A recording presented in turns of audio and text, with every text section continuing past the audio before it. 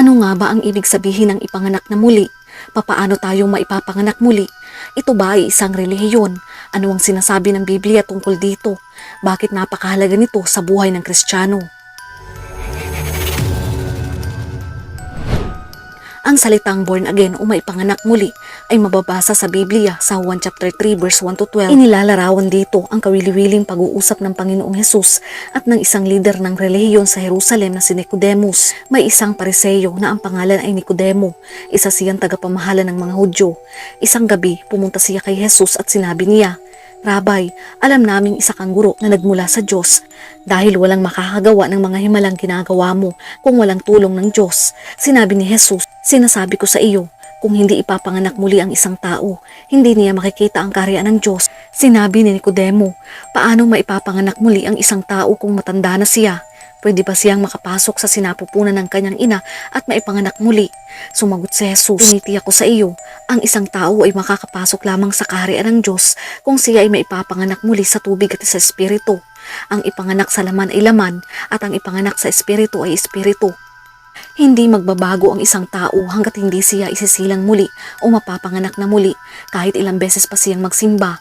Ang ibig sabihin ng ipanganak na muli ay isang taong nagsisi sa kanilang mga kasalanan at sumunod sa Panginoong Jesucristo para sa kanilang kaligtasan. At bilang resulta, sila ay naging bahagi ng pamilya ng Diyos magpakailanman. Nangyayari ang lahat ng ito habang kumikilos ang Espiritu ng Diyos sa ating buhay. Likas na hindi tayo miyembro ng pamilya ng Diyos at wala tayong karapatang magmana ng buhay na walang hanggan. Ito ay dahil sa ating mga kasalanan. Naghimagsik tayo sa Diyos at dahil dyan, sabi ng Biblia, tayo ay nahiwalay sa Diyos dahil sa pagmamatigas ng ating puso. Maaaring hindi natin nakikita ang ating sarili bilang isang makasalanang tao, ngunit sa mata ng Diyos, kahit isang kasalanan ay sapat na upang hindi tayo makapasok sa langit. Ngunit ang Panginoong Jesucristo ay dumating upang iligtas tayo at gawin tayong bahagi ng kanyang pamilya magpakailanman. Ginawa niya ito sa pamamagitan ng pagkamatay para sa ating mga kasalanan sa krus at ng mapagtagumpayan ng kamatayan sa pamamagitan ng kanyang muling pagkabuhay.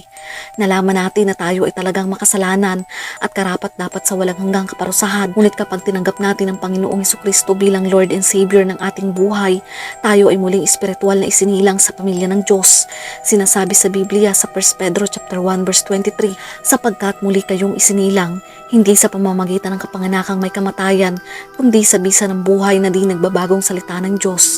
Sa sandaling tinanggap natin ang Panginoong Jesucristo bilang ating tagapagligtas at bilang ating Panginoon, tayo ay muling maipapanganak muli at isa ng bagong nilalang. Sa sandaling iyon, ang pagtubos na ibinigay ng Panginoong Hesus 2,000 taon na ang nakakalipas ay naging isang katotohanan sa atin. Ang mismong buhay at kalikasan ng Diyos ay ibinigay sa Espiritu, nilikha muli at ipinanganak muli. Sa 2 Corinto chapter 5 verse 17, "Kaya't kung ang sino man ay nakay Kristo, siya ay isang bagong nilalang. Ang mga lumang bagay ay lumipas na. Narito, ang lahat ng mga bagay ay naging bago." Ito ang tinatawag na bagong kapanganakan. Ito ay hindi isang relihiyon.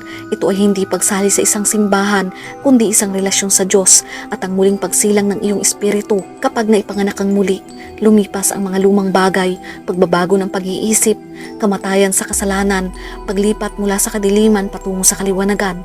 Sa paningin ng Diyos, lahat ng kasalanan at lahat ng nakaraan mong buhay ay nabura at naging bagong tao ka kay Kristo. Nakikita rin ng Diyos sa iyong buhay kapag ikaw ay ipinanganak na muli. Naging bago ang lahat ng bagay sa loob mo. Ang iyong espiritu ay muling nilikha.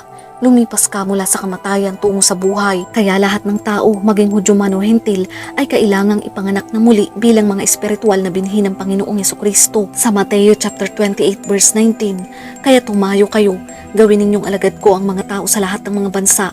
Bautismuhan ninyo sila sa pangalan ng Ama at ng Anak at ng Espiritu Santo. Turuan ninyo silang sumunod sa lahat ng iniutos ko sa inyo." Muli po, sana ay meron kayong natutunan. Patuloy nating ipalaganap ang mabuting salita ng Diyos. Ingat and God bless.